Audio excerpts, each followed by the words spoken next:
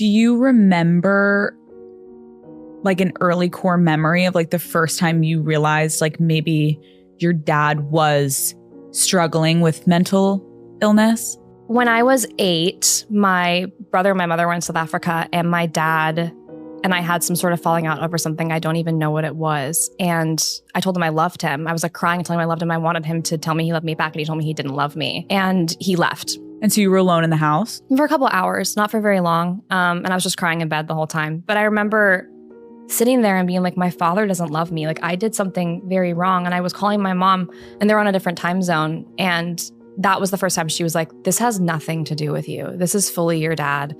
And that's when I really first understood that. I think it took a long time and a lot of therapy because we don't use diagnoses in the household either. So it took a lot of therapy for me to figure out what was actually going on. How was that explained to you that like we don't use? It wasn't.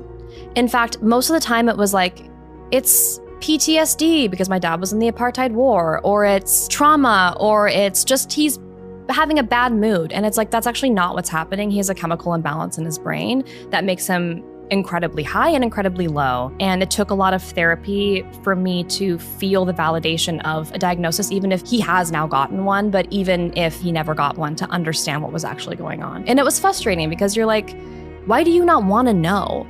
It will help understand and educate us on what's happening so it's not his fault either. Do you know what I mean? He's not trying to be like that. Right. I also think like our parents' generation just doesn't really understand mental health. And I think it wasn't a priority, whereas now, as we become parents, like of course it's a priority.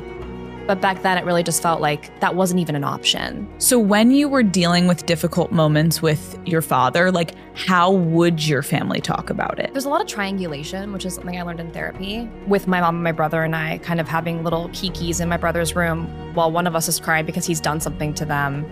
Always verbal, never anything physical, thankfully. And usually the issue was I became this like key to unlocking his good mood.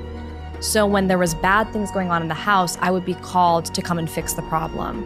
So no matter what the issue was, if he was upset with my mother or my brother, I would be sent in to essentially disarm him emotionally. Why do you think that was? I think a lot of men, like their little girl is the apple of their eye. I think I was the apple of his eye. So I think it allowed him to like, I'd walk in and most of the time it would work. And I'd be like, Dad, can we just have a nice night? Can we just figure it out? And it would take him a couple of hours, but sometimes it would work. So I think they kept doing that.